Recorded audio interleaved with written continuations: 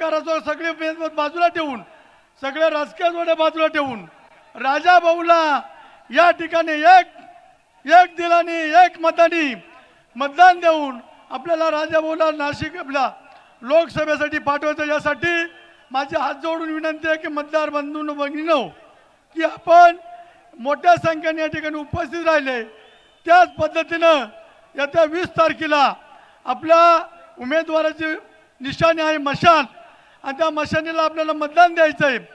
एक दिवस सर्वांनी सुट्टी पाळून या ठिकाणी आपल्याला राजा भाऊला मोठ्या संख्येने आघाडी देऊन या ठिकाणी 3 लाख मतांनी या ठिकाणी मोठ्या संख्येने या ठिकाणी निवडून द्यायचा हेच अपेक्षा करतो। थांबतो। जय हिंद जय महाराष्ट्र।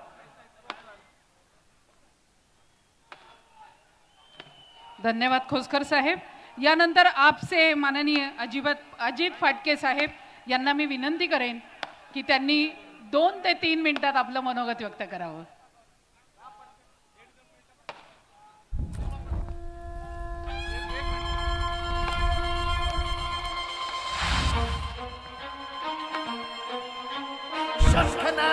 शिवसेना पक्षप्रमुख श्रीमान उद्धवजी ठाकरे साहेबांचा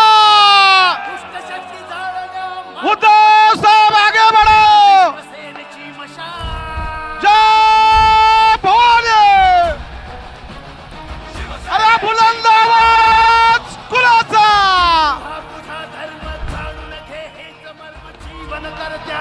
हिंदुहृदय सम्राट सरसेनापती श्रीमान बाळासाहेब ठाकरे यांचा। छत्रपती शिवाजी महाराज की जय भवानी। हिंदुहृदय सम्राट सरसेनापती श्रीमान बाळासाहेब ठाकरे यांचा। अरे उद्धव साहेब आगे बढ़ो। अरे नासिक का खासदार कैसा हो? सुस्वागतम। लगेचच प्रतिमा पूजन संपन्न होत आहे। मान्यवर अतिथींच्या हस्ते छत्रपती शिवाजी महाराज की, हिंदू हृदय सम्राट बाळासाहेब ठाकरे यांचा। छत्रपती शिवाजी महाराज की, छत्रपती शिवाजी महाराज की।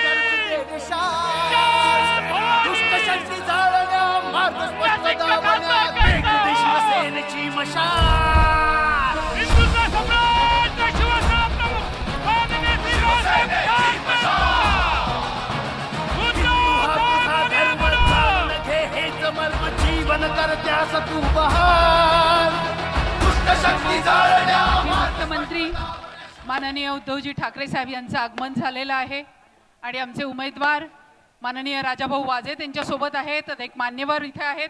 सर्वांचं मनापासून स्वागत। माननीय संजयजी राऊत यांचं सुद्धा स्वागत लगेचच आपण संपन्न करतो आहे। प्रथम स्वागत करण्यासाठी मी विनंती करते आहे जिल्हा प्रमुख, शहर प्रमुख, तसंच दत्ताजी गायकवाड साहेब, वसंत गीते साहेब, विनायकजी पांडे साहेब, बाळासाहेब या सर्वांनी मिळून माननीय उद्धवजी ठाकरे साहेब यांचं स्वागत संपन्न करावं, सत्कार संपन्न करावं अशी मी विनंती करते। सर्व पदाधिकारी आवर्जून मशाल देऊन माननीय पक्षश्रेष्ठी माजी मुख्यमंत्री आणि पक्षप्रमुख उद्धवजी बाळासाहेब ठाकरे यांचं स्वागत करत आहेत आणि लगेच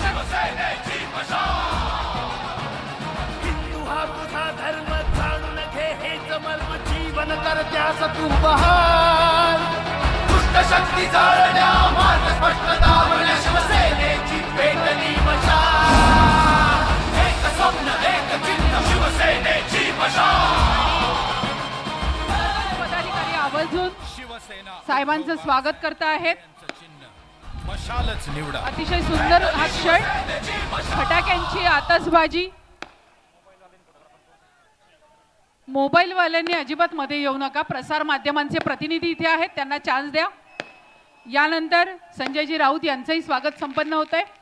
दाऊदी बोहरा समाजाच्या वतीने शब्बरीबाई काचवाला आणि मोहम्मद बोहरा यांनी स्वागत संपन्न करायचंय आणि लगेचच प्रास्ताविकाकडे आपण वळतोय। पण त्याआधी आमचे विलासअण्णा शिंदे महानगर प्रमुख यांनी मनोगत व्यक्त करावं अशी मी त्यांना विनंती करते.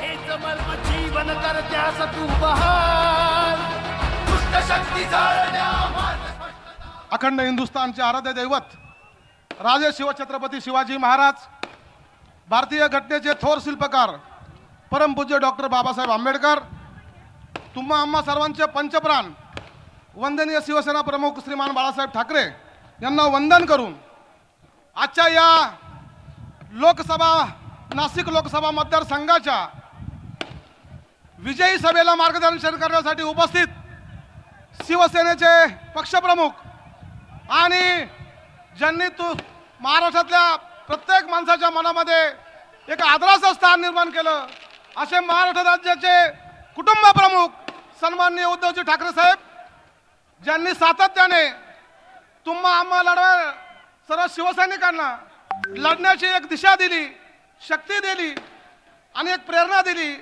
ते आदरणीय संजयजी राऊत साहेब, तसेच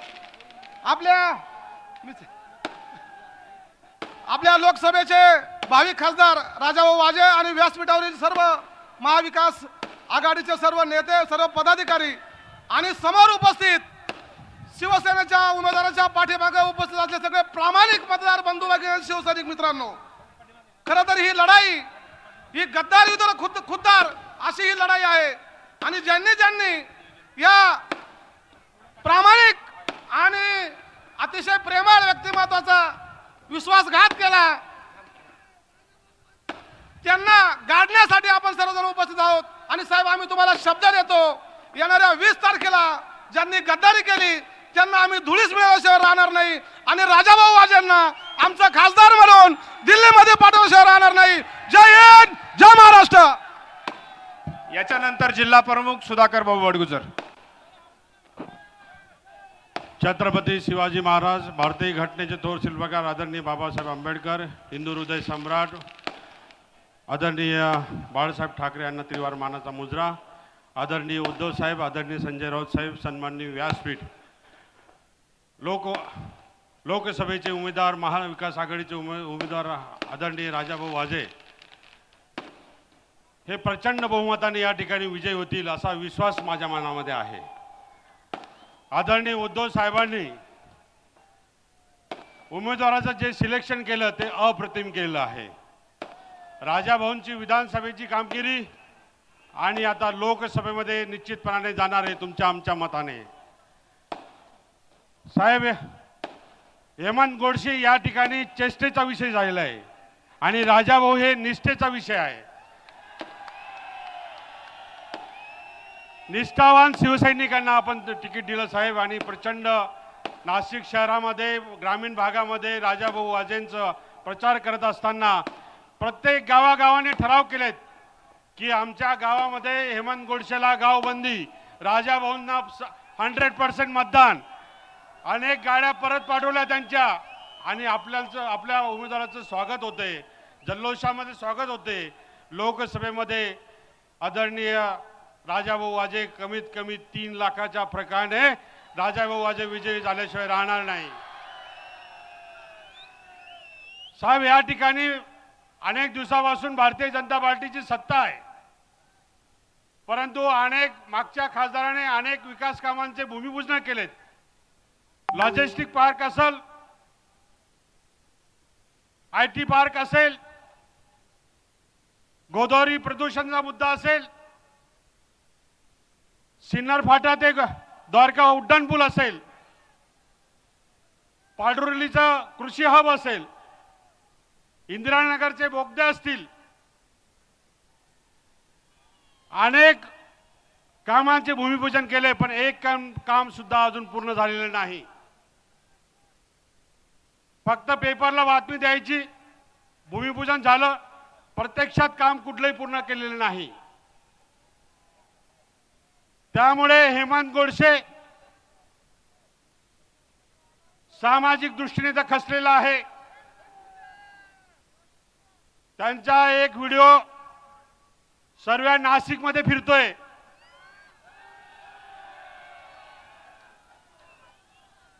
पारूला पप्पी दे, आणि हा म्हणून हेमंत गोडसे हा चेष्टेचा विषय झालेला आहे आणि म्हणून निष्ठावान उमेदवार राजाभाऊ वाजे यांना प्रचंड बहुमताने विजयी कराल अशी अपेक्षा व्यक्त करतो आणि थांबतो. जय हिंद, जय महाराष्ट्र.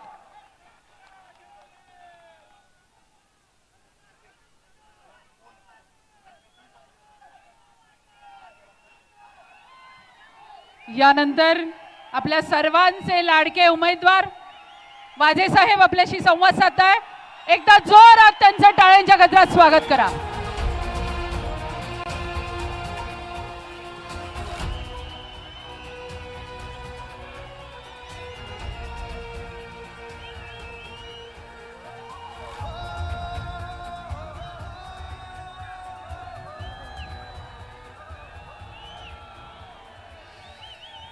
आजच्या या सभेसाठी उपस्थित असलेले पक्षप्रमुख आदरणीय उद्धवजी ठाकरे साहेब, आदरणीय संजयजी राऊत साहेब, व्यासपीठावर उपस्थित असलेले महाविकास आघाडीचे सर्वच नेते, समोर बसलेले सर्व ज्येष्ठ श्रेष्ठ नागरिक, माता भगिनी आणि बंधूंनो,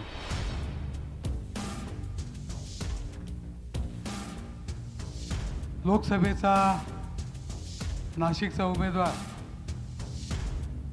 म्हणून माझी निवड आदरणीय पक्षप्रमुख आदरणीय उद्धव साहेबांनी केली.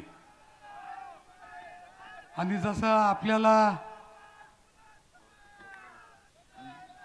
आपल्याला नवल वाटलं तसं मला या आश्चर्याचा धक्का बसला.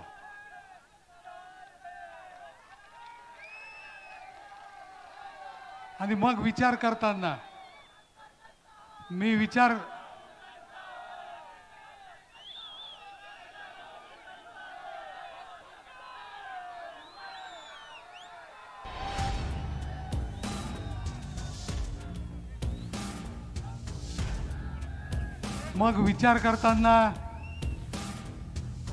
करत होतो की 2014 साली आपल्याला उमेदवारी विधानसभेची दिली, आपल्याला आमदार केलं. 2019 साली पुन्हा बोलून उमेदवारी दिली, परंतु मी त्यांचा विश्वास सार्थ ठरू नाही शकलो. आणि अचानकपणे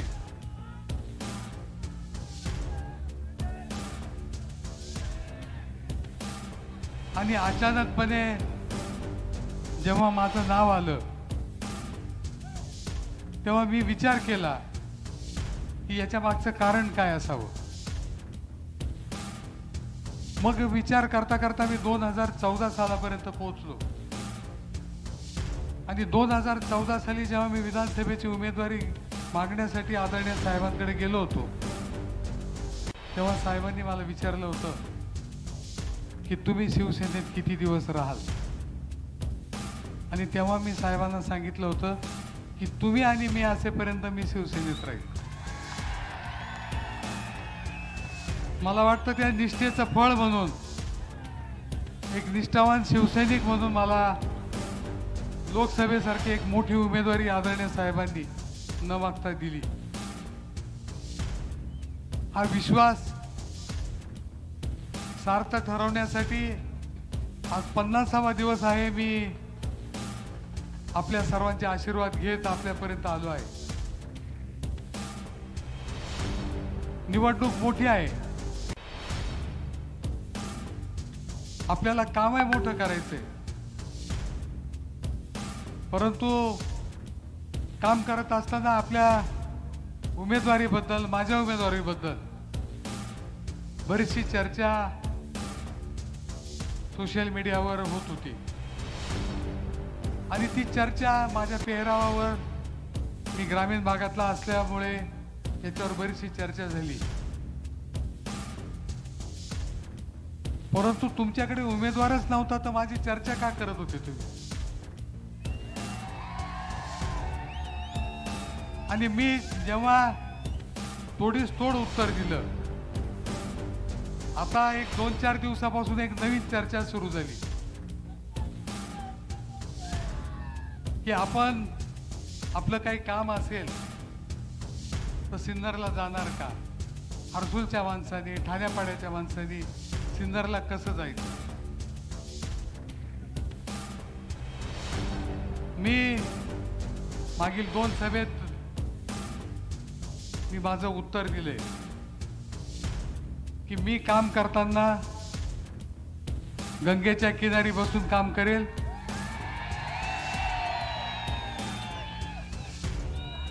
आणि जे मतदारसंघ आहेत, त्र्यंबकेश्वर तालुका असेल, इगतपुरी तालुका असेल,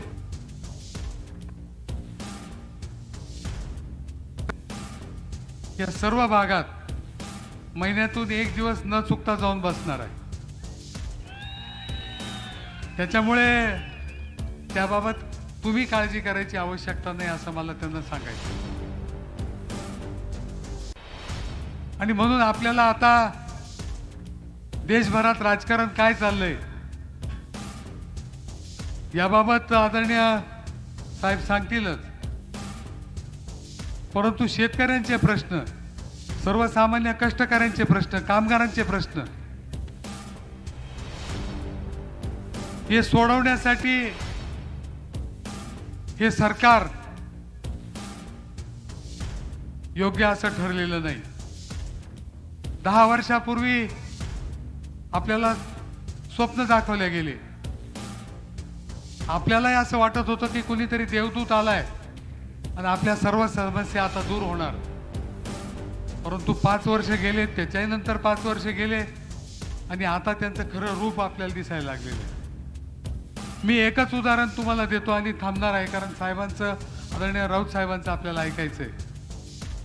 मी 4 दिवसापूर्वी इगतपुरीला प्रचारासाठी जात असताना एक मोठं होर्डिंग मला रस्त्यात दिसलं आणि त्याच्यावर पंतप्रधानांचा फोटो आणि त्याच्या पुढे लिहिलं होतं, 80 कोटी लोकांना मोफत धान्य आजपर्यंत देतो आहोत आणि इथून पुढे देत राहू. हा विकास झाला का? जर आजपर्यंत तुम्ही 80 कोटी लोकांना धान्य दिलं फुकट, तर आणि आता इथून पुढे तुम्हाला द्यायचंय, मग आपण कसं काय म्हणायचं की ते 80 कोटी लोक हे पॉवर्टी लाईनच्या वर आलेले आहेत? लोकसंख्या तर तेवढीच दिसती, 80 कोटी लोक तेवढेच दिसतात. आणि म्हणून मला असं वाटतं की खोट्या घोषणा हे करायपेक्षा खरं काम करायचं असेल तर महाराष्ट्राची महाविकास आघाडी आणि ज्याला भारतात इंडिया आघाडी असं म्हणतात, त्या महाविकास आघाडीला आणि इंडिया आघाडीला मत दिलं पाहिजे. कामगारांचे कायदे असतील, शेतकऱ्यांचं उत्पन्न दुप्पट करण्याचा विषय असेल, या सर्व गोष्टी हे सरकार फेल ठरलेलं आहे एवढं आपल्या सर्वांना माहीत आहे, आपण सर्वजण अनुभवतो आहे. 10 वर्षापूर्वी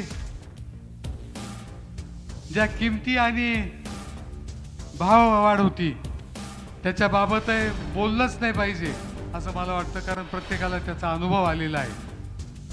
नाशिकच्या जर समस्या म्हणाल तर गोदावरीचं प्रदूषण असेल, एकूण पर्यावरणाचा ऱ्हास होत चाललाय त्याच्याबाबत असेल, 60 ते 65% उद्योग बंद किंवा आजारी अवस्थेत असतील, कामगार देशोधडीला लागलेले आहेत, IT पार्क बद्दल जागा बदलून 2-2 वेळा भूमिपूजन झाली असतील, लॉजिस्टिक पार्क बद्दल विषय वेगळा असेल,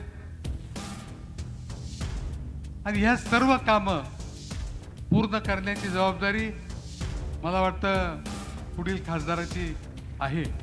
आणि जर आपले आशीर्वाद असतील तर जरूर आपण हे सर्व कामं पूर्ण करू. रेल्वेचे प्रश्न आहेत, कसारा लोकलचे प्रश्न आहेत, फक्त घोषणा होऊन काम होत नाही. आणि त्याचबरोबर लोकसभेमध्ये जेव्हा आपल्याला लोक निवडून देतात तेव्हा लोकांचे प्रश्न तिथं मांडायचे असतात. कायदे बनवत असताना लोकांचा लोकांची गरज काय आहे, लोकांची आवश्यकता काय आहे, त्याबाबतही मला वाटतं बोललं पाहिजे. आणि त्या दृष्टीने मी पूर्णपणे सक्षम आहे. माझं ट्रॅक रेकॉर्ड तुम्ही विधानसभेचं जर पाहिलं तर आपल्याला त्याचा अनुभव येईल. मी जास्त वेळ घेणार नाही, परंतु एवढंच आपल्याला विनंती करतो की 20 मे रोजी होणारी निवडणूक ही तुमच्या माझ्या सर्वांसाठी महत्त्वाची आहे, देशाच्या दृष्टीने महत्त्वाची आहे. आणि त्या निवडणुकीत आपण महाविकास आघाडीचा उमेदवार म्हणून मला आपण मतदान करावं. माझी निशाणी मशाल आहे. मशालीच्या चिन्हासमोरील बटन दाबून आपण मला सेवेची संधी द्याल ही अपेक्षा व्यक्त करतो. थांबतो. जय हिंद, जय महाराष्ट्र. सामाजिक धार्मिक अशा क्षेत्राचा वारसा लाभलेले माननीय वाजे साहेब 80% समाजकारण आणि 20% राजकारण करत असताना आपल्या सर्वांच्या अतिशय कॉन्टॅक्टमध्ये आहेत आणि सगळी कामं ते करतात. म्हणूनच येत्या 20 मेला मशाल या बटनाचं बटन दाबून आपण सगळ्यांनी त्यांना विजयी करायचं. एकदा त्यांच्यासाठी जोरात टाळ्या झाल्या पाहिजेत. आणि म्हणूनच की काय, भारतीय अस्मिता पार्टीचे उमेदवार ॲडव्होकेट यशवंत पारधी आणि त्यांचे अनेक सदस्य यांनी वाजे साहेबांना पाठिंबा जाहीर केलेला आहे. अखिल भारतीय ओबीसी सेवा संघ महाराष्ट्र राज्य अंबादास धनगर साहेब हे सुद्धा उपस्थित आहेत, त्यांनी पाठिंबा जाहीर केला आहे. ओबीसी सुवर्णकार समिती यांनी पाठिंबा जाहीर केलेला आहे. या सर्वांचे मनपूर्वक धन्यवाद.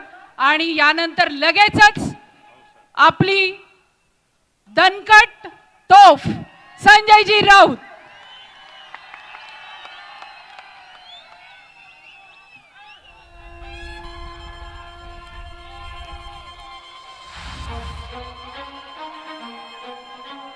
शंखनाद होऊ दे, रणदुंदुभी वाजू दे, नाद घोष आदरणीय शिवसेना पक्षप्रमुख उद्धवजी ठाकरे, व्यासपीठावरील महाविकास आघाडीचे सर्व मान्यवर नेते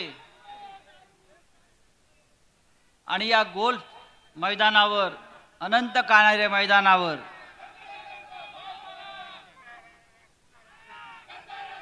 राजाभाऊ वाझे यांच्या विजयाची गॅरंटी देण्यासाठी जमलेले लाखो नाशिककर,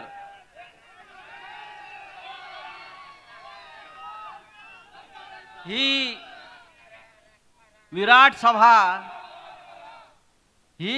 सभा गॅरंटी देते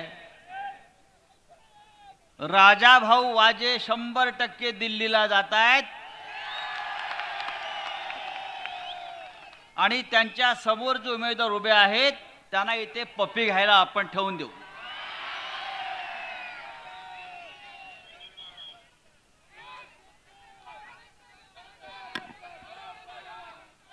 राजाभाऊ वाजे यांनी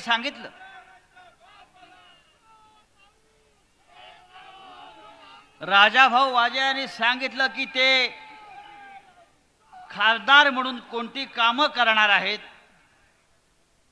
त्यांच्या समोर नाशिकच्या विकासाचं काय लक्ष्य आहे, काय दृष्टी आहे. गेल्या 10 वर्षात ज्यांना इथे आपण खासदारकीची संधी दिली त्यांनी काय केलं हा आजही आपला पुढे प्रश्न आहे. त्यांना 50 खोकी मिळाली, 100 खोकी मिळाली, अजून काय मिळालं हा त्यांचा प्रश्न आहे.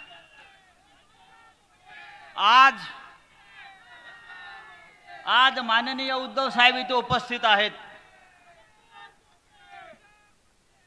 पण या देशाचे पंतप्रधान मिस्टर फेकू आपण म्हणताय, मिस्टर फेकू हे सुद्धा नाशिकमध्ये होते. हे सुद्धा नाशिकला होते. निफाड तालुक्यातल्या पिंपळगावला गेले.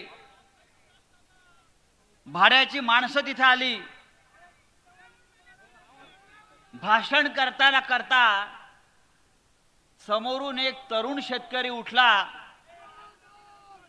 आणि त्याने प्रश्न विचारला की प्रधानमंत्री जरा कांद्यावर बोला, कांद्याच्या प्रश्नावर बोला, शेतकऱ्यांचे जे हाल चालू आहेत कांदा निर्यात बंदीनंतर त्याच्यावर बोला. तेव्हा या देशाच्या पंतप्रधानानं त्याच्याकडे रागानं पाहिलं, डोळे वटारून पाहिलं आणि फक्त भारत माता की जय, जय श्रीराम असा घोषणा देऊन निघून गेले. अरे भारत माता ही का तुमची खाजगी प्रॉपर्टी आहे? तो शेतकरी सुद्धा भारत मातेचाच लेकरू आहे. तो शेतकरी सुद्धा श्रीरामाचाच भक्त आहे. तुम्ही पंतप्रधान म्हणून या शेतकऱ्यांचे प्रश्न सोडवू शकत नसाल, कांदा उत्पादकांचे प्रश्न सोडवू शकत नसाल आणि फक्त थापा मारून निघून जात असाल, तर या थापाड्याची या देशाला गरज नाही. 4 जून नंतर आपल्याला त्यांना घरी बसवायचं आहे. नरेंद्र मोदी येणार आणि त्यांना आमचे शिवसैनिक काही प्रश्न विचारतील म्हणून निफाडमधल्या आमच्या अनेक शिवसैनिकांना पोलिसांनी नजरबंद करून ठेवलं, अटका केल्या. नरेंद्र मोदी शिवसेनेला अशा प्रकारे घाबरतात, महाराष्ट्राला घाबरतात, शिवसैनिकांना घाबरतात. या देशात प्रचंड प्रमाणामध्ये बेरोजगारी, या देशाची अर्थव्यवस्था साफ कोलमडलेली आहे. तरी सुद्धा नरेंद्र मोदींना एक प्रकारची घमेंड आहे की माझ्याशिवाय या देशाला पर्याय नाही. मी म्हणजे देश, मी म्हणजे इंडिया, मी म्हणजे सर्व काही. ही घमेंड उतरवायची वेळ आता आलेली आहे. नव्या भारताचा नवा मंत्र मोदीने दिलेला आहे. आपल्याला सांगू इच्छितो, हा नवा मंत्र काय आहे की या देशामध्ये कामधंदा मंदम, मंदी प्रचंडम, जिंदगी झंडम, फिर भी घमंडम. फिर भी घमंडम. अरे कसली घमेंड आली आहे तुम्हाला? हा या देशाची जनता तुम्हाला सत्तेवरून खाली खेचायला निघालेली आहे. आज नरेंद्र मोदी सकाळी पिंपळगावला होते, नंतर इथून ते मुंबईला कल्याणला गेले, कल्याणवरून ते मुंबईमध्ये आता रोड शो करतायत. अख्खी मुंबई त्या रोड शो साठी आज बंद करून ठेवलेली आहे. ट्रेन बंद केलेल्या आहेत, मेट्रो बंद केलेली आहे. गेल्या 1 महिन्यामध्ये मोदींनी महाराष्ट्रामध्ये 28 सभा घेतल्या आणि मुंबईमध्ये आज रोड शो घेत आहेत. शिवसेनेमुळे नरेंद्र मोदींना रस्त्यावर यावं लागलं, लक्षात घ्या. पण तुम्ही कितीही रोड शो घ्या, किती सभा घ्या, हा महाराष्ट्र आता तुमच्या पाठीशी उभा राहणार नाही. महाराष्ट्रामध्ये जिथे जिथे नरेंद्र मोदींची सभा झाली आहे त्या तिथे भारतीय जनता पक्षाचा पराभव होणार आहे. त्या प्रत्येक ठिकाणी शिवसेनेचा महाविकास आघाडीचा उमेदवार जिंकणार आहे. हे तुम्हाला मी आता खात्रीनं सांगतो. नरेंद्र मोदींनी 1 वर्षापूर्वी कर्नाटकामध्ये 27 सभा घेतल्या आणि 28 रोड शो केले. जिथे जिथे नरेंद्र मोदी गेले त्या सर्व ठिकाणी भारतीय जनता पक्षाच्या उमेदवारांचा पराभव झाला आणि त्यांचे 14 मंत्री सुद्धा पराभूत झाले. त्याच्यामुळे नरेंद्र मोदी आले म्हणजे भारतीय जनता पक्ष जिंकला, गद्दार जिंकले असं होणार नाही. या नाही ते राजाभाऊच्या विरुद्ध उभे राहून दाखवा. काय राजाभाऊच्या विरुद्ध उभे राहून दाखवा. 400 जागा जिंकण्याचा अहंकार, 400 जागा जिंकणार, 400. उद्धव साहेबांनी त्याच्यावर चांगलं उत्तर दिलंय. 400 पार नाही, अबकी बार भाजपात तडीपार, अबकी बार भाजपात तडीपार. अरे निवडणुका फक्त पैशावर जिंकता येत नाहीत. परवा या नाशिकमध्ये हेलिकॉप्टर उतरलं. कुठे आहे ते हेलिपॅड मला माहित नाही, पण नाशिकमध्ये उतरलं. या महाराष्ट्राचे घटनाबाह्य मुख्यमंत्री हेलिकॉप्टर मधनं काय बॅगा, खोके आणि बॅगा लोकांना माहिती आहे. त्या हेलिकॉप्टर मधून 19 बॅगा उतरल्या. आपण त्या संदर्भातला एक व्हिडिओ सुद्धा लोकांसमोर आणला. 19 बॅगा म्हणजे 19 कोटी रुपये त्याच्यामध्ये होते. या 19 बॅगामध्ये काय तुमचे चड्डे आणि बनियन होते काय? काय होतं त्या बॅगेमध्ये? कोणासाठी आणला 19 बॅगा? आमचा पराभव करण्यासाठी आणला? अरे हा तुमचा पापाचा पैसा आमचा पराभव करू शकत नाही, लक्षात घ्या. तेव्हा मित्रांनो, या महाराष्ट्रामध्ये परिवर्तनाची लाट आलेली आहे. शिवसेनेचे पक्षप्रमुख उद्धव ठाकरे यांच्या नेतृत्वाखाली हा महाराष्ट्र एका क्रांतीच्या दिशेनं निघालेला आहे. एक लढवय्या नेता, एक संघर्ष करणारा नेता नरेंद्र मोदी, अमित शहा या महाराष्ट्राचे दुश्मन, त्यांच्या विरोधामध्ये उद्धव ठाकरे यांनी जी मशाल पेटवलेली आहे, ती मशाल आता या महाराष्ट्राला नवी दिशा दाखवल्याशिवाय राहणार नाही. मी आपल्याला इतकंच सांगेन, मी आपल्याला एक गॅरंटी देतो माननीय उद्धव ठाकरे साहेबांच्या वतीनं, नरेंद्र मोदी 4 जून नंतर प्रधानमंत्री राहत नाही. आणि या महाराष्ट्रामध्ये पुढल्या 4 महिन्यामध्ये सत्ता बदल होऊन या राज्याची सूत्र पुन्हा एकदा शिवसेनेच्या नेतृत्वाखाली महाविकास आघाडीकडे आल्याशिवाय राहणार नाही. ज्या पद्धतीनं भ्रष्टाचाराचा वापर करून शिवसेना फोडली, राष्ट्रवादी काँग्रेस फोडली, हा जनतेचा आवाज इतका बुलंद आहे की या जनतेच्या बुलंद आवाजामुळं नरेंद्र मोदीच्या खुर्चीलाही सुरुंग लागल्याशिवाय राहणार नाही, याची खात्री बाळगा. राजाभाऊ वाजे एक आपल्यातला प्रामाणिक सचोटीचा माणूस उद्धव साहेबांनी आपल्याला उमेदवार म्हणून दिलेला आहे. आपण त्यांना त्यांची निशाणी मशाल, या मशालीला भरभरून मतदान करून ही मशाल पुढल्या 4 दिवसामध्ये, नवीन चिन्ह जरी असलं तरी पुढल्या 4 दिवसामध्ये ही मशाल आपण घराघरामध्ये पोचवायला पाहिजे. आणि आपल्याला दाखवायचं आहे, तुम्ही आमचा पक्ष काढून घेतलात, तुम्ही आमचं धनुष्यबाण चिन्ह काढून घेतलात, तुम्ही आमच्यावरती हल्ले केलेत, आघात केलेत, तुम्ही आम्हाला अपमानित केलं, तुम्ही महाराष्ट्राला अपमानित केलं, पण ही मशाल यापुढे महाराष्ट्राला उजळून टाकल्याशिवाय राहणार नाही. आणि हिंदू हृदय सम्राट शिवसेना प्रमुख बाळासाहेब ठाकरे यांची शिवसेना, ही शिवसेना जे नकली म्हणतायत, ही शिवसेना जे नकली म्हणतायत, त्यांना आपण दाखवून द्यायचं आहे, हा विराट जनसागर नाशिकचा हा नकली नसून हा तुमच्या पराभवासाठी सज्ज झालेला, रौद्र रूप धारण करणारी ही शक्ती आहे. जय हिंद, जय महाराष्ट्र.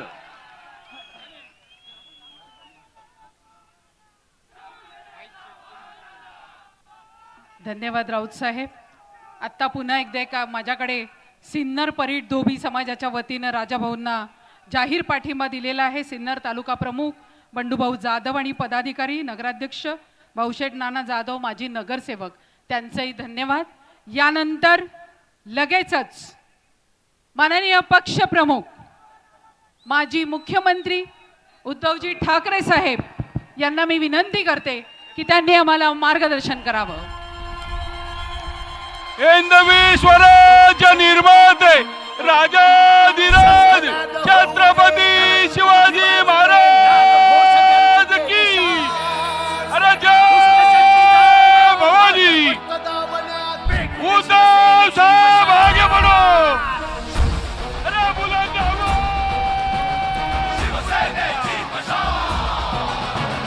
हिंदू हा तुझा धर्म जाणून घे, हेच मर्म जीवन कर त्यास तू बहार. दुष्ट शक्ती जाळण्या मार्ग स्पष्ट दावण्या, शिवसेनेची पेटली मशाल. जमलेल्या माझ्या तमाम देशभक्त बांधवांनो, भगिनींनो आणि मातांनो, मी नेहमी माझ्या भाषणाची सुरुवात जमलेल्या माझ्या तमाम हिंदू बांधवांनो, भगिनींनो आणि मातांनो अशी करतो. पण ही देशाची निवडणूक आहे आणि देश वाचवायचा आहे, म्हणून मी देशभक्त बांधवांनो, भगिनींनो आणि मातांनो अशी केली. आता काही जण त्याच्यावरनं टीका करतायत. बघा, यांच्या भाषणाच्या सुरुवातीतला हिंदू शब्द गेला. अरे काय हिंदू देशभक्त नाही असं तुम्हाला म्हणायचंय काय? हे सगळे देशभक्त आहेत माझे, आणि हे देशभक्तच मोदींची हुकुमशाही गाडून टाकणार आहेत. विषय अनेक आहेत, किती विषयावरती किती बोलायचं, पण काही गोष्टी आवर्जून बोलणं भाग आहे. जो उल्लेख संजय राऊत आपण केलात, आज आपले मोदीजी सुद्धा नाशिकमध्ये होते. आता त्यांना खरंच मला असं वाटतं एवढा ताण पडलाय मनावर. मध्ये कोणीतरी सांगितलं की ते झोपतच नाही.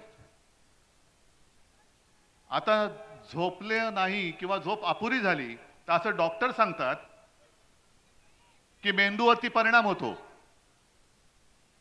आणि लोक काही वेळेला भ्रमिष्ठासारखे बोलायला लागतात. मोदीजी, तुम्हाला कदाचित कल्पना नसेल की स्वतः हिंदू हृदय सम्राट शिवसेना प्रमुखांनी शिवसेनेची जबाबदारी माझ्यावरती सोपवली. तरी देखील काही पावटे माहिती आहेत ना काय असतात? त्याच्या आधी एक शब्द जोडतात, पण मला जोडायचा नाही.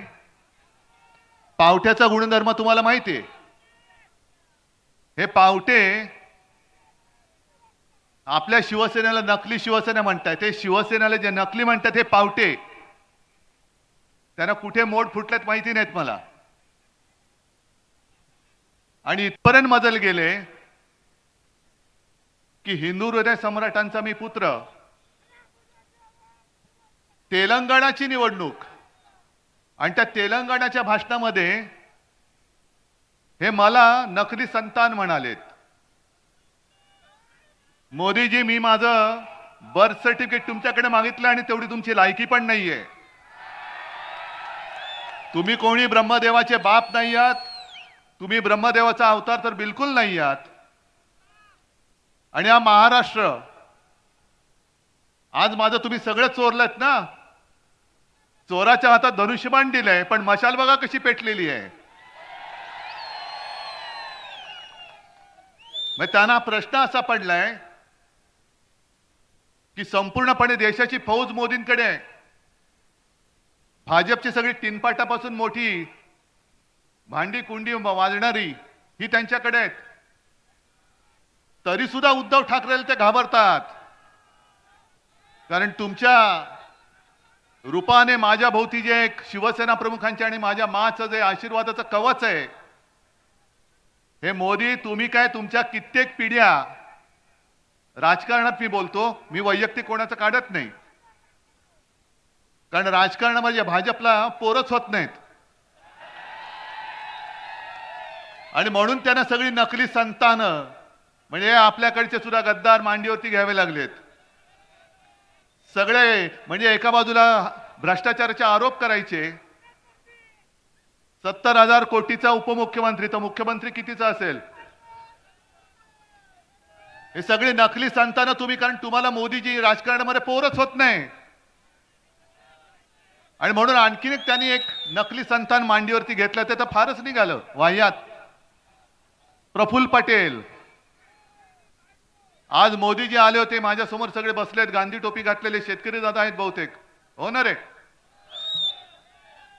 मी काल महाराजांचा जिरे टोप, आज माझ्या शेतकऱ्याची गांधी टोपी.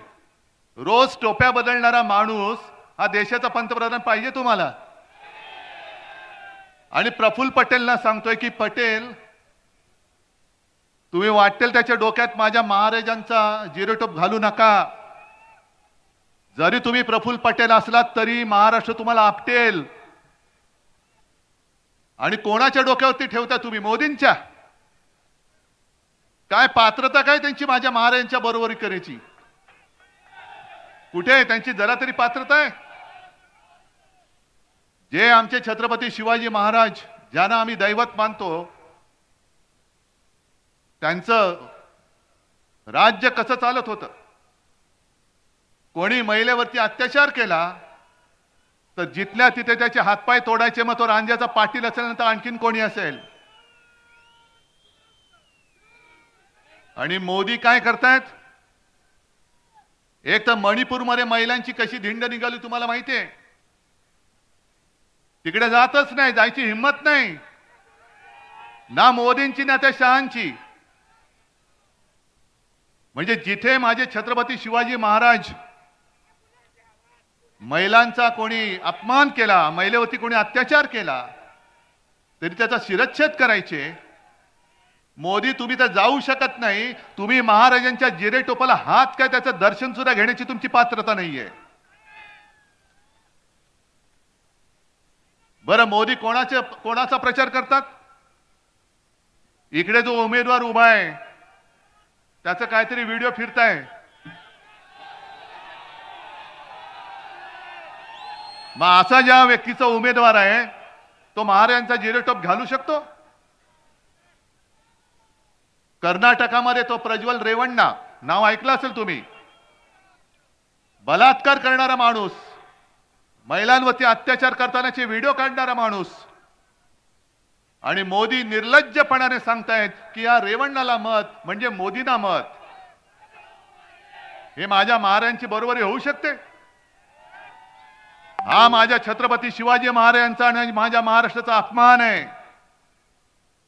प्रफुल्ल पटेल आज कदाचित बोलले तसं ऐकलं की महाराजांचा अपमान करण्याची आमची तशी काही नव्हती, पण यापुढे दक्षता घेऊ. म्हणजे तुम्हाला सुद्धा कळलंय की तुम्ही ज्यांच्या डोक्यामध्ये महाराजांचा जिरेटोप घातला ते डोकं त्या लायकीचं नाहीये, अजिबात लायकीचं नाहीये. अरे, शेतकऱ्याच्या भाजीच्या देठाला देखील हात लावू नका हे सक्त आदेश देणारे महाराज कुठे? आणि नाशिकमध्ये येऊन कांदा उत्पादक शेतकऱ्यांना अडकवून ठेवणाऱ्यांचे नतद्रष्ट सरकार कुठे? आज इकडे कांदा उत्पादक शेतकरी आलेत का रे? अहो, पोलिसांना मी विचारतो, यांना का नाही अडवलात? हे कसे आले माझ्या समेत? कारण ही माझी माणसं आहेत, ही माझी माणसं आहेत.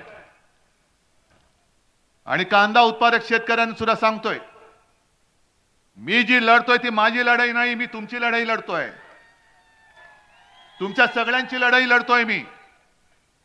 आणि तुमच्या भरोशावरती मी या हुकुमशहाच्या समोर उभा राहिलेलो आहे. आणि मी त्यांना आव्हान देतोय की आज तुम्हाला मुंबईमध्ये रस्त्यावरती आणलेलं आहे. या माझ्या छत्रपती शिवरायाच्या महाराष्ट्राचा जो अपमान करेल त्याला आम्ही गुडघे टेकायला लावल्याशिवाय राहणार नाही, हे आम्ही महाराजांची शपथ घेऊन मैदानात उतरलेलो आहोत. पण यांच्या मनामध्ये आकस किती आहे? हा माझा कांदा उत्पादक शेतकरी महाराष्ट्राचा आहे, त्याच्यावरती निर्यात बंदी आहे. निर्यात जर का काढली तर कर लावतात, पण स्वतःच्या गुजरातमध्ये निर्यात बंदी उठवून त्यांना निर्यातीची परवानगी देता तुम्ही. का तुम्ही हा भेदभाव का करताय? मग जर तुम्ही हा भेदभाव करत असाल गुजरात आणि महाराष्ट्रामध्ये, तर हा महाराष्ट्र पुरेसा आहे तुम्हाला परत गुजरातमध्ये पाठवून द्यायला. हा महाराष्ट्र पाठवून देईल तुम्हाला परत गुजरातमध्ये. आणि मी माझ्या शेतकऱ्यांना वचन देतोय, पैसे किती फेकू देत. अरे, गद्दाराला 50 खोके देता आणि माझ्या कांदा उत्पादकाला कांद्याला भाव देत नाही तुम्ही. या नाशिक मधल्या एका कांद्याला 50 खोके दिलेत ना तुम्ही. दिले ना, गद्दारी केली म्हणून त्याला 50 खोके दिले. पण तुम्ही आता शेतकरी बनून तुमची ताकद दाखवली पाहिजे. मी तुम्हाला वचन देतो, आपल्या इंडिया आघाडीचं सरकार आल्यानंतर तुमचा हिताचा निर्णय मी घेतल्याशिवाय राहणार नाही, माझं तुम्हाला वचन आहे. नाहीतर सरकार कोणाचं आहे? मोदी जे काय फिरतात शहनशाह सारखा आणि आमच्यावरती टीका करतात. मी कालच्या सभेत सुद्धा बोललोय त्यांच्याकडे रेकॉर्ड तीच आहे. जसं पूर्वी ते ग्रामोफोनमध्ये रेकॉर्ड अडकायची तशी मोदींची पिन अडकले, रेकॉर्ड पुढेच सरकत नाही. घराणेशाही घराणेशाही घराणेशाही. उद्धव ठाकरे आदित्य ठाकरेला मुख्यमंत्री करण्यासाठी लढतोय. शरद पवार सुप्रिया सुळेला मुख्यमंत्री करण्यासाठी लढतायत. अहो निदान आम्ही आमच्या मुलांसाठी लढतोय. आणि मुख्यमंत्री करायचं नाही ते जनता ठरवेल. पण तुम्ही स्वतः किती वेळेला नवरदेव बनून बोल्यावर चढणार ते पहिले सांगा. प्रत्येक वेळेला निवडणूक आली का मोदी बाबा तयार, मुंडवळ्या लावून मीच तिकडे पाठावरती चढणार. दुसरे आमचे आहेच, पुन्हा येईन पुन्हा येईन. मुख्यमंत्री होतो, चपरासी झालो तरी चालेल, पण मी पुन्हा येईन.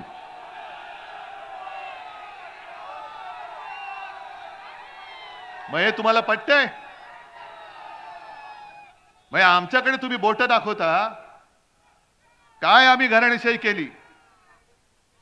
आणि मला तर मोदींना मी आज जाहीर आव्हानच देतोय, परत देतोय. मोदी तुम्ही वंशावळ घेऊन या. गेल्या 7 पिढ्यांची मी माझी घेऊन येतो.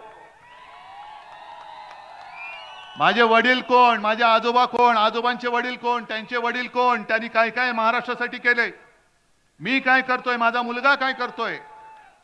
मोदीजी तुम्ही तुमची वंशावळ घेऊन या आणि दाखवा, एकदा खरी काहीतरी दाखवा. नकली डिग्री सारखी नकली वंशावळ घेऊन येऊ नका. कधीतरी सांगता तुम्ही रेल्वे स्टेशनवरती चहा विकत होतात, कधीतरी सांगता हिमालयामध्ये गेलो होतो, कधीतरी सांगता बांगलादेशच्या स्वातंत्र्य युद्धात होते. वाटेल ते जे तोंडात येईल ते थापा मारतायत. पण आता मात्र आम्ही तुम्हाला थारा देणार नाही, अजिबात देणार नाही. कारण गेल्या 2 वेळेला 14 आणि 19ला आमचीच चूक होती. आणि मी त्याच्यासाठी पूर्ण महाराष्ट्राची माफी मागतोय, तुमची सुद्धा मागतो. कारण 19 साली आणि 14 साली मी चालू होतो मोदींना मत द्या सांगायला. ही मोठी चूक झाली. कारण ह्यांच्या मनामध्ये जे विष आहे, हे विष आता बाहेर पडलेलं आहे. ज्या पद्धतीने त्यांनी माझा घात करण्याचा प्रयत्न केला, सोन्यासारखी माझी शिवसेना, छत्रपतींचा पवित्र भगवा, मोदी तुम्ही त्या भगव्याला कलंक लावलेला, गद्दारीचा कलंक लावलेला आहे. आणि याचा पुरावा या मिंद्यांनीच दिलेला आहे. गेल्या आठवड्यामध्ये मिंद्यांनी त्यांच्या कार्यकर्त्यांसमोर बोलताना सांगितलं, मिंद्यांनी सांगितलं की मी करेक्ट कार्यक्रम केला. आणि मग मोदी आणि शहाना सांगितलं मी माझं काम केलंय, आता पुढचं काम तुम्ही करा. आणि मग मोदीजी आणि शहाजींनी खरी शिवसेना आणि धनुष्यबाण हा आपल्याला दिला. म्हणजे तुमची लायकी नाही. या गद्दारीच्या कटाचे सूत्रधारे मोदी आणि शहा आहेत. हे डोकं न खाजवता दाढी खाजवून बोलल्यामुळे मिंदे खरं बोलून गेलेत. मोदी आणि शहाने महाराष्ट्राच्या पाठीत खंजीर खुपसलेला आहे. आणि अमित शहा ते पण असेच काल परवाकडे वसईत येऊन गेले आणि ते पण बोलून गेले नकली सेना. मी मागेच बोललो होतो, जो याच्या पुढे शिवसेनेला नकली बोलेल कोणी असेल तो बेअकली आहे. कारण जो अक्कलवान असतो त्याला एकदा सांगितल्यानंतर कळतं. पण ज्याला अक्कलच नसते त्याला किती वेळा, म्हणजे गाढवा पुढे वाचली गीता, कालचा गोंधळ बरा होता. म्हणून आम्ही तुमच्या समोर गीता वगैरे काय पठण करणार नाही. जे काय आहे तो माझा महाराष्ट्र आता तुम्हाला तुमच्या भाषेत उत्तर देईल. मी 22 जानेवारीला सुद्धा आलो होतो. 23 जानेवारीला इकडे सभा झाली होती. मला विचारतात अमित शहा 370 कलम काढलं काश्मीर मधलं, त्याच्याबद्दल उद्धव ठाकरेंचं काय मत आहे. अहो 370 कलम काढायला आम्ही सुद्धा पाठिंबा दिला ना, जाहीर पाठिंबा दिला. पण तुम्ही खरंच 370 कलम काढलेत का? 370 कलम काढल्यानंतर काश्मीर शांत झालंय का? काश्मीर मधले पंडित जे आपल्याच देशामध्ये निर्वासित होऊन संपूर्ण इकडे तिकडे पसरले होते, ज्यांना फक्त आणि फक्त हिंदू हृदय सम्राट शिवसेना प्रमुखांनी आपल्या महाराष्ट्रामध्ये आसरा दिला. मोदीजी तुमचं नाव सुद्धा कोणाला माहित नव्हतं तेव्हा. पण खरंच 370 कलम काढले? कारण मला जी माहिती मिळाली धक्कादायक मिळाली.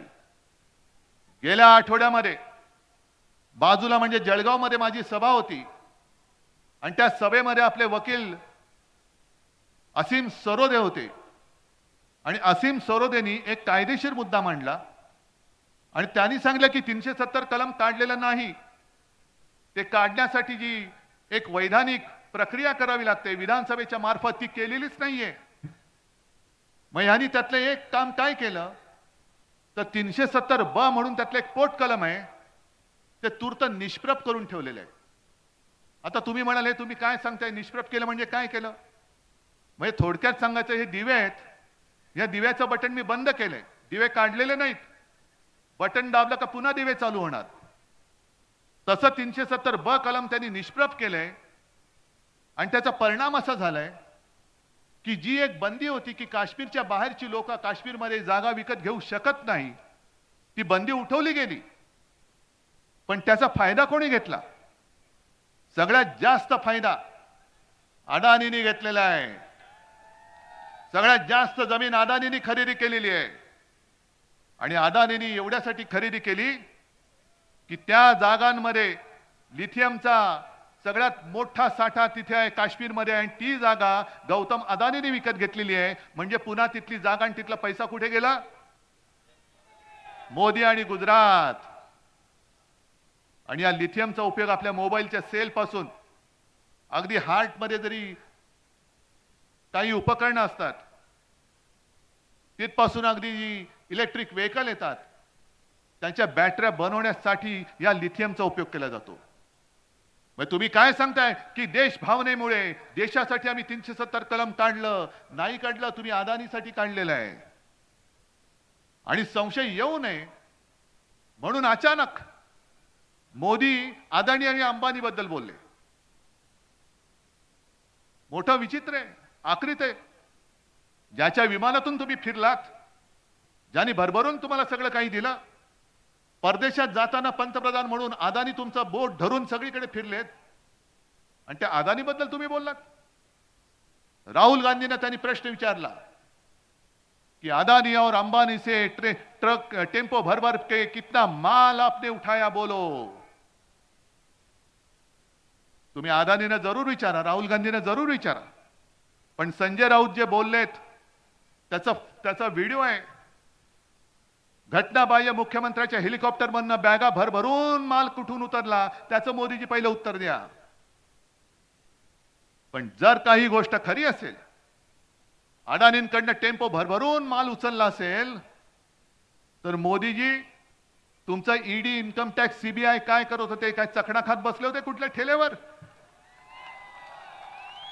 काय चुना मळत का तंबाखू मळत बसले होते? मशिरी करत बसले होते? आणि तरी देखील जर का टेम्पो भरून माल गेला असेल तर याचा अर्थ तुम्ही ती काय नोटबंदी केली होती, काळा धन नष्ट करण्यासाठी अचानक 8 वाजता आले आणि सांगितलं भाई और बहनो, तुमच्याकडे ज्या आज खिशामध्ये नोटा आहेत त्या आज रात्री 12 पासून ते फक्त कागदाचे तुकडे राहतील, त्याचं महत्व आम्ही काढून टाकलेलं आहे. मुझे सिर्फ 100 दिन दे दो रडले होते. आज 3000 दिवस झाले आणि मोदीजी तुम्ही आज कबूल केलेला आहात की काळा पैसा नष्ट करण्यासाठी जी नोटबंदी तुम्ही आमच्यावरती लादली होती ती अपयशी ठरले. याचं कारण टेम्पो भरभरून माल उठाया गया है. म्हणजे काळं धन हे आजही तसंच आहे. यांची नाटकं फार चालतात. काल अर्ज भरला त्यांनी, अर्ज भरताना मुलाखत दिली आणि मग असं गैवरून आलेलं त्यांना. त्यांच्या पाठोपाठ नॅपकिन टॉवेल घेऊन लोकच फिरत असतात, हे रडतायत कधी, आम्ही डोळे पुसतोय कधी. आणि मग त्यांनी सांगितलं 2014 में गंगा मां ने मुझे बुलाया था और अब ऐसे लगता है कि गंगा मां ने मुझे गोद ले लिया है. मोदीजी, आनंदाची गोष्ट आहे. जर गंगा माने तुम्हाला बोलवलं असेल आणि गंगा माँ ने तुम्हाला जर का गोद में लिया होगा तर करोनाच्या काळामध्ये गंगेमध्ये जी प्रेत टाकली होती तुम्ही, तेव्हा गंगेचे अश्रू तुम्ही का पुसले नाहीत? ती गंगा आक्रोश करत होती, अरे बेटे मैंने इसलिए नहीं बुलाया. पण तिकडे चिता पेटत होत्या. हरिश्चंद्र घाट तिकडे जागा कमी पडली म्हणून कोणाचा कशालाही पत्ता नाही. त्यांनी सरळ प्रेत घेतली आणि गंगेमध्ये सोडून दिली. याच्यासाठी गंगा माने बोलवलं. गुजरातमध्ये सार्वजनिक चिता पेटल्या, याच्यासाठी तुम्हाला गंगा माने बोलवलं. आणि करोना काळामध्ये मला एका गोष्टीचं समाधान आहे, जरूर आहे.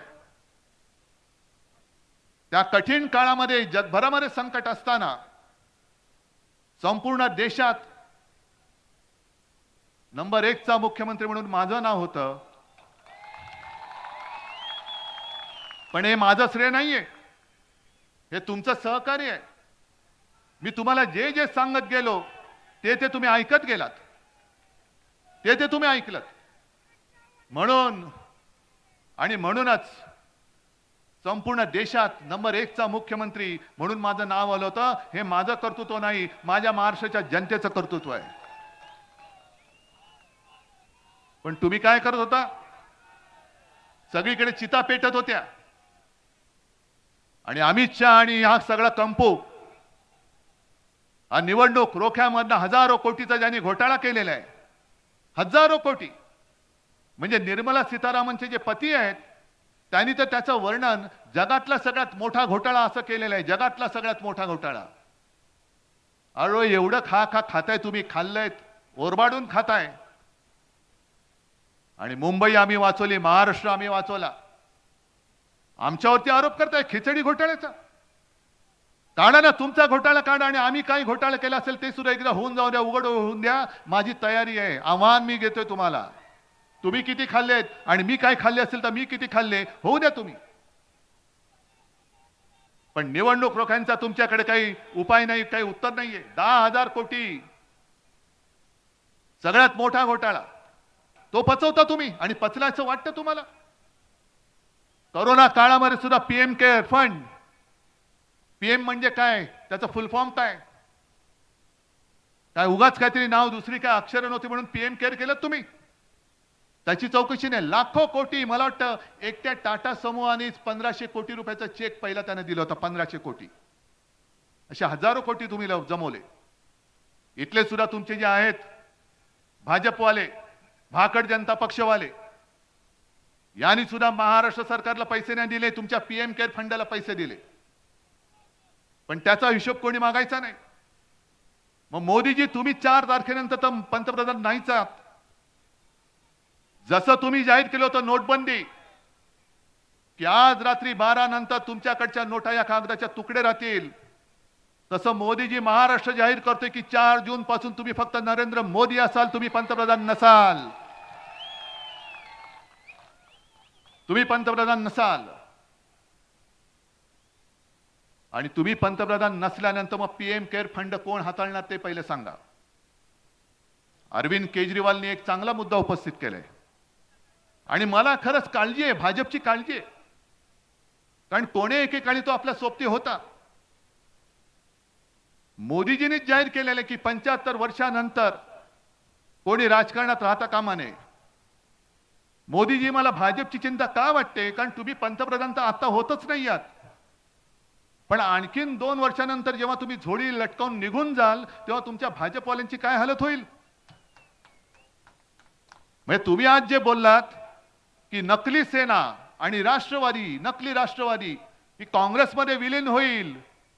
अहो 30 वर्ष तुमच्या सोबत राहून तुमच्याकडनं दगाफटका खाऊन सुद्धा जो भाजपमध्ये आम्ही नाही गेलो तर काँग्रेसमध्ये कसे जाणार. पण माझी मला चिंता नाहीये. माझ्यासोबत हे जोपर्यंत जमलेले आहेत माझ्या आशीर्वादाचे सगळं कवच, तोपर्यंत माझ्या शिवसेनेला कोणापासूनही धोका नाहीये. पण मोदीजी, तुम्ही तुमच्या भाजपाची चिंता करा. ज्या वेळेला तुम्ही आम्हाला विचारता इंडिया आघाडीकडे चेहरे किती आहेत, दरवर्षी एक आम्ही पंतप्रधान देऊ. अहो निदान आमच्याकडे चेहरे आहेत, तुमच्याकडे तर चेहराच नाहीये. तुम्ही आता पंतप्रधान नसाल आणि 2 वर्षानंतर भाजपची हालत काय होईल ती बघा. 5 तारखेलाच अर्धा अधिक भाजपा फुटल्याशिवाय राहणार नाही. ते तर जाणार ज्यूस. हे सगळे तुम्ही जे काय गद्दार जमवलेले आहेत, ईडी, इन्कम टॅक्स, सीबीआय, कंटा यंत्रणा आमच्या हातामध्ये असतील. मग हे जे उंदीर तुमच्याकडे पळालेत त्यांच्या बरोबर कशा शेपट्या पकडतो ते बघा आम्ही. त्याच्यामुळे मोदीजी तुम्ही माझ्या शिवसेनेची काळजी करू नका. आई जगदंबा आणि आई भवानी समर्थ आहे. पण तुम्ही तुमच्या भाजपाची चिंता करा. आणि मुद्दामून एक गोष्ट सांगतो की 2009 साली लोकसभा निवडणुकीमध्ये मोदीजींनी 200च्या वर सभा घेतल्या होत्या. आणि नंतर मला भाजपवाले सांगत होते की काय करावं, जिथे जिथे यांना नेलं तिकडे आमचा सुपडा साफ झाला. त्याच्यामुळे मोदीजी अजून 2 दिवस राहिलेत. माझ्या नाशिक शहरामध्ये सुद्धा येऊन जा, सगळीकडे फिरा, म्हणजे सगळीकडे तुमचा सुपडा साफ होऊन जाईल. पण जी मस्ती तुम्ही दाखवत आहात, माझ्या महाराष्ट्राच्या हक्काचा तोंडचा घास पळवून तुम्ही गुजरातमध्ये नेत आहात. काय गुन्हा काय केले हे एकदा सांगा ना. मी मगाशी जे तुम्हाला सांगत होतो की गेल्या 2 वेळेला महाराष्ट्राने भरभरून 40च्या वरती खासदार तुम्हाला दिले. महाराष्ट्राने तुमच्यावरती उपकार केले आणि त्या उपकाराची फेड तुम्ही अशी अपकाराने करता. आज तुम्ही जसं दारोदारी फिरताय, मत मागायला, मताची भीक मागायला फिरतात. तुम्ही सगळे, तुमच्या सोबत सगळी सेना, एअरफोर्सची विमानं, हेलिकॉप्टर्स, फक्त रणगाडे बाकी आहेत आता. आणि ते सुद्धा माझ्या शेतकऱ्यांना तुम्ही डांबून ठेवता, माझ्या शिवसैनिकांना अडकून ठेवता. मग एवढं सगळं असून तुम्हाला मतांची भीक मागावी लागते. आणि मग तुम्ही विचार करा, तुम्ही जी गेली 10 वर्ष माझ्या या महाराष्ट्राला फसवलं, संपूर्ण देशाला फसवलं. 2 कोटी लोकांना आम्ही रोजगार देऊ, एकाला तरी रोजगार मिळालाय?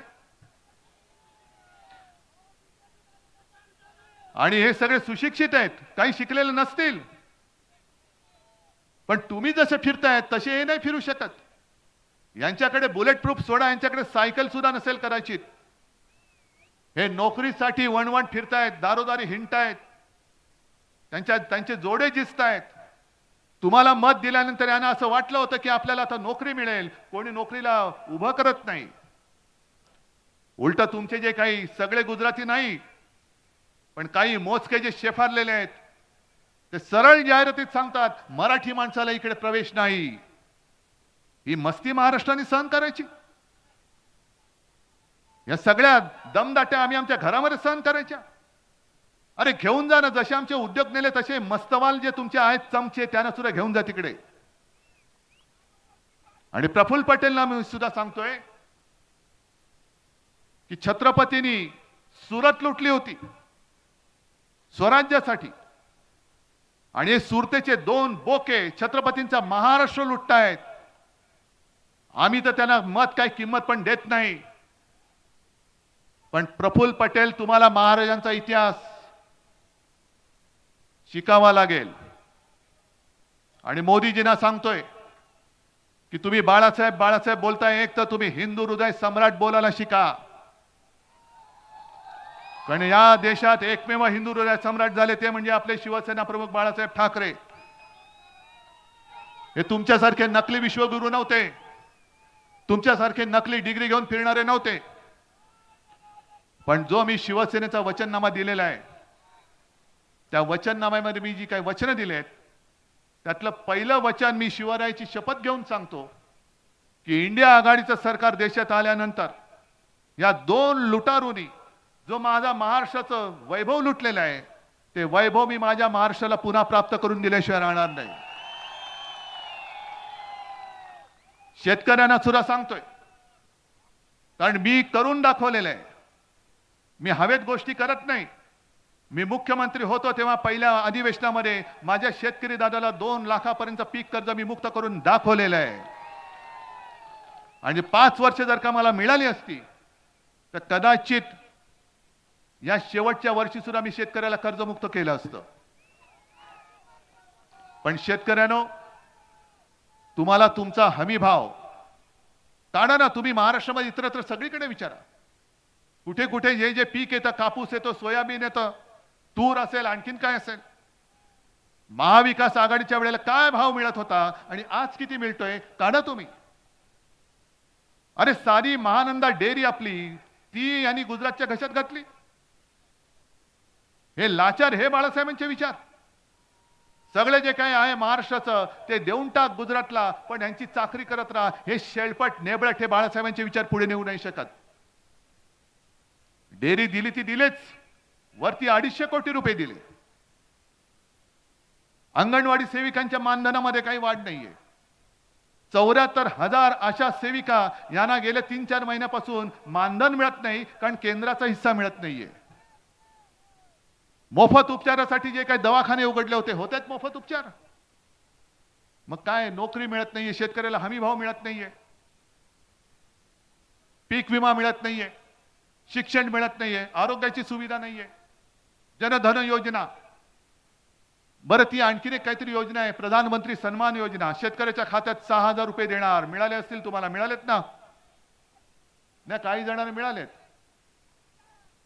पण ज्यांना मिळालेत त्या एका शेतकऱ्याचं बोलकं आहे, प्रतिक्रिया बोलकी आहे. त्याला विचारलं की तुम्हाला 6,000 मिळाले का? हो मिळाले.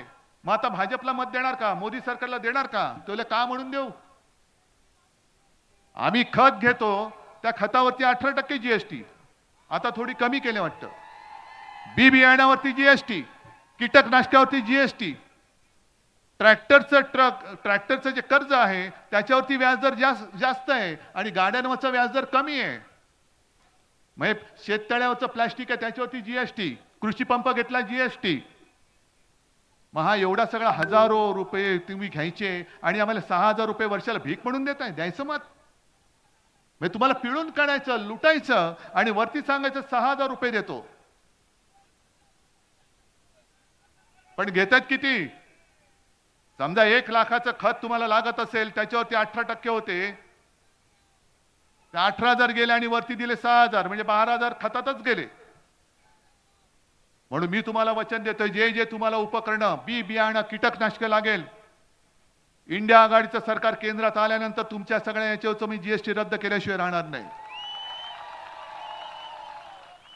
इकडे व्यापारी सुद्धा असतील गुजराती. आमची तुमची काही दुश्मनी नाहीये.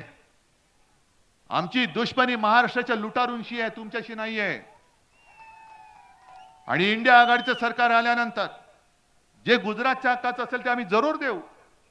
पण महाराष्ट्राचं ओरबाडून तुम्ही नेणार असाल तर तो तुमचा महायुतीचा महाराष्ट्र ओरबाडणारा हात आम्ही इथल्या इथे कापून टाकल्याशिवाय राहणार नाही. हे व्यापारी सुद्धा आज पिडले जात आहेत. जीएसटी मध्ये जरा इकडे तिकडे कुठे काही झालं की लगेच उचलतात आणि टाकून देतात तुरुंगात. काही जणांना नोटीस देतात आणि मग काय, चंदा दो आणि धंदा लो. जे निवडणूक रोख्यांच्या बाबतीत केलं, अनेक अशा कंपन्या ज्यांच्यावरती धाडी टाकल्या आणि त्यांनी निवडणूक रोखे दिल्यानंतर क्लीन चिट, जसं अजितदादाला केलं, अशोक चव्हाणांना केलं, सगळ्यांनाच करतायत. म्हणजे मोदी गॅरंटी काय आहे कि आप भ्रष्टाचार करो और भाजपा में आ जाओ, क्लीन चिट मेरी गॅरंटी आहे. आणि मी काही जणांना बोलतोय सभेमध्ये, लोकांना पटतंय.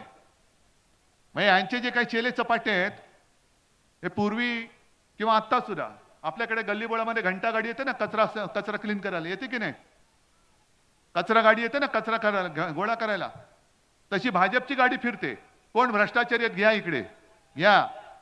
मग सगळे एकत्र करून घेऊन जातात. मग त्यांना विचारतात, हा क्या है बोलो, इसका कितना घोटाला है? इसका 5 करोड़ का है. चल लात म्हणून हाकलून दे, 5 कोटीचा काय घोटाळा है? इसका कितना है? इसका भाई 50 कोटी का है, जरा थोड़ा बाजू में रखो. इसका कितना है? 100 कोटी, थोड़ा इधर लो. इसका कितना है? 70,000. अरे इसको तो उपमुख्यमंत्री बनाओ. म्हणजे तुम्ही भ्रष्टाचार मुक्त भारत करायला निघाला होतात. मोदीजी, तुम्ही भ्रष्टाचार मुक्त सगळे विरोधी पक्ष करून टाकले. काय पाळी आले तुमच्यावरती? जी शिवसेना तुम्हाला संकट काळामध्ये हातात तेजस्वी भगवा घेऊन तुमच्या बरोबरीने उभी राहिली होती, त्या शिवसेनेला संपवण्यासाठी तुम्हाला एवढी सगळी यातायात करावी लागते आणि ते कमी पडतंय. म्हणून भ्रष्टाचारांची फौज घेऊन तुम्ही आमच्या अंगावरती येताय. ठीक आहे, या, जरूर या. पण आम्ही जे शिवाजी महाराजांकडून शिकलोय की समोरून कोणी प्रेमाने आलिंगन दिलं तर आम्ही प्रेमाने आलिंगन देऊ. पण जर पाठीत कोणी वार केला तर आम्ही वाघ नख काढल्याशिवाय राहत नाही, आणि ती माझ्या महाराष्ट्राची वाघ नख आज माझ्या बाहेर काढलेली आहेत. तुम्ही महाराष्ट्राच्या पाठीमध्ये वार केलेले आहात. सगळं देऊन सुद्धा तुम्ही माझ्या उद्धव ठाकरेच्या नाही, शिवसेनेच्या नाही, तर महाराष्ट्राच्या पाठीत वार केल्या. तुम्ही महाराष्ट्राची अस्मिता जपणारी शिवसेना फोडण्याचं पाप केलेलं आहात. ज्या वेळेला अटल बिहारी वाजपेयी तुम्हाला केराच्या टोपलीत टाकायला निघाले होते, तेव्हा जर का हिंदू हृदय सम्राट तुमच्या पाठी उभे राहिले नसते, तर मोदीजी तुमचं नाव हिंदुस्थानच्या राजकीय क्षितिजावरती दिसलं नसतं, ते केव्हाच पुसलं गेलं असतं. त्या बाळासाहेबांच्या आशीर्वादाच्या पाठीत तुम्ही वार केलेला आहात. काय म्हणत असतील आज अटलजी, काय म्हणत असतील? आणि 75 वर्षाची निवृत्ती ही फक्त काय अडवाणी, मुरली मनोहर जोशी आणि तुम्हाला नको ती माणसं त्यांच्यासाठी? कारण अमित शहा म्हणाले की मोदींचं वय बोलायचंच नाही. हा कोणता न्याय? त्याच्यामुळे आज पहिल्यांदा मोदींनी सांगितलं पाहिजे की 75 वर्षानंतर ते राहणार आहेत की नाहीत राजकारणामध्ये.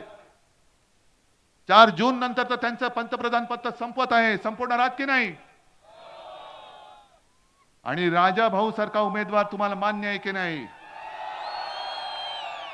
मगाशी बडगुजर म्हणाले समोरच्याची काहीतरी व्हिडिओ क्लिप फिरते, पाहिले का तुम्ही? काहीतरी बघण्यासारखी असणार, मला पण बघायला लागेल. मी राजा भाऊंची एक क्लिप पाहिले, तुम्ही पाहिले?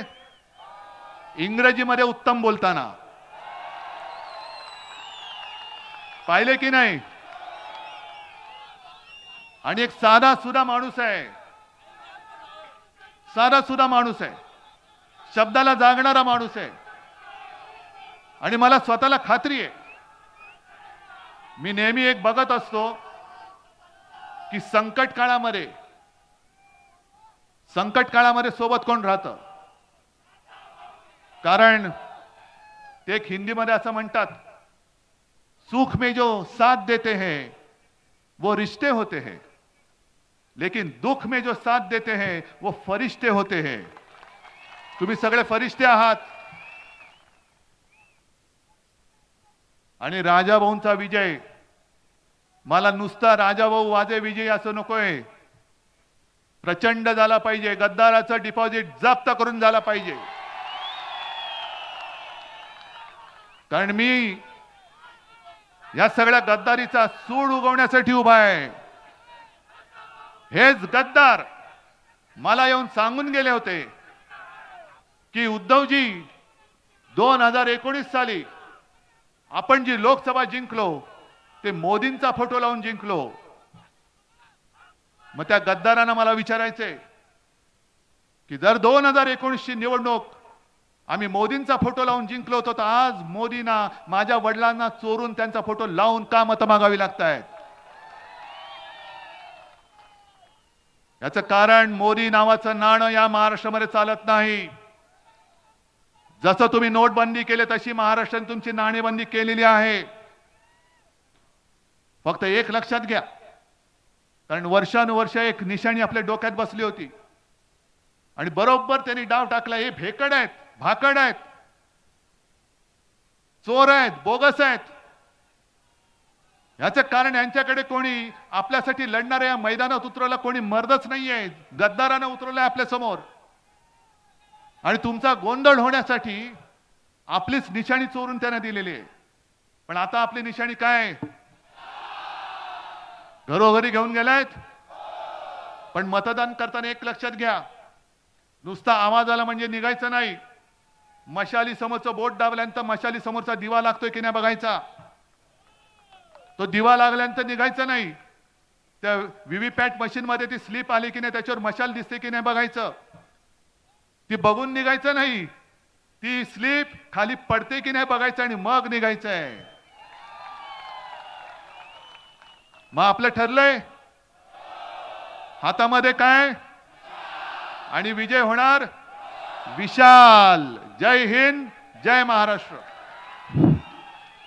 सर्व शिवसैनिक बांधवांना विनंती आहे की आपण राष्ट्रगीतासाठी या ठिकाणी सर्वांनी उभं राहायचं आहे. एक साथ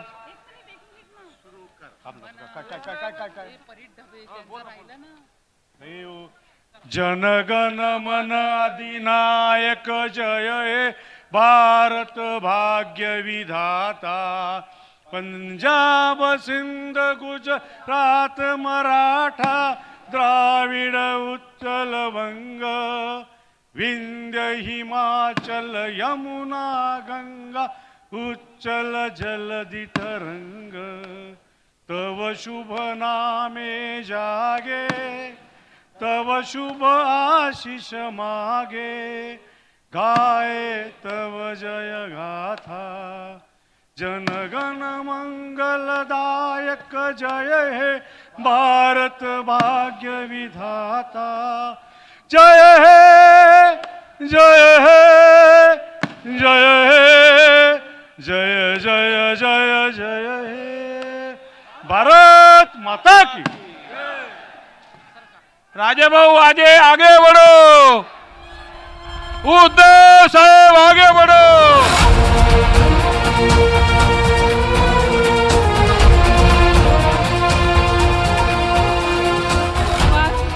सर्वांचे मनापासून आभार.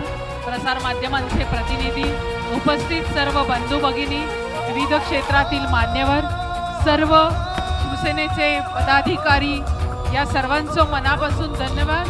या कार्यक्रमासाठी आपल्या सर्वांची उपस्थिती आमच्या कार्यक्रमाची शोभा वाढवली त्याबद्दल खूप खूप धन्यवाद.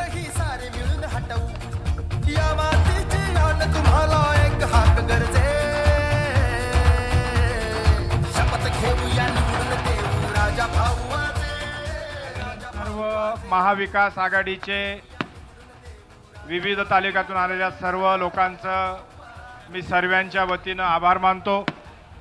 सर्वांनी शांततेत जायचंय, हळूहळू जायचंय आणि उद्यापासून परत आपल्याला घराघरात मशाल पोहोचवायची आहे. 20 मेला मशाल ह्या बटन दाबून प्रचंड मतांनी राजाभाऊ यांना निवडून आणायचं आहे. धन्यवाद. छत्रपतींचा वसा घेऊन जनसेवेचा विडा उचलला. शिवसेनेची या भळमाया विजयाचा हा रथ निघाला. मराठमोळ्या मातीमध्ये आवाज आमचा गाजे. गर्दी आहे, हळू जा. चारही दिशांनी 4 दरवाजे आहेत, त्यामुळे एकाच ठिकाणी गर्दी करू नका. आपले मोबाईल सांभाळा, आपल्या स्त्रियांनी आपल्या वस्तू सांभाळा.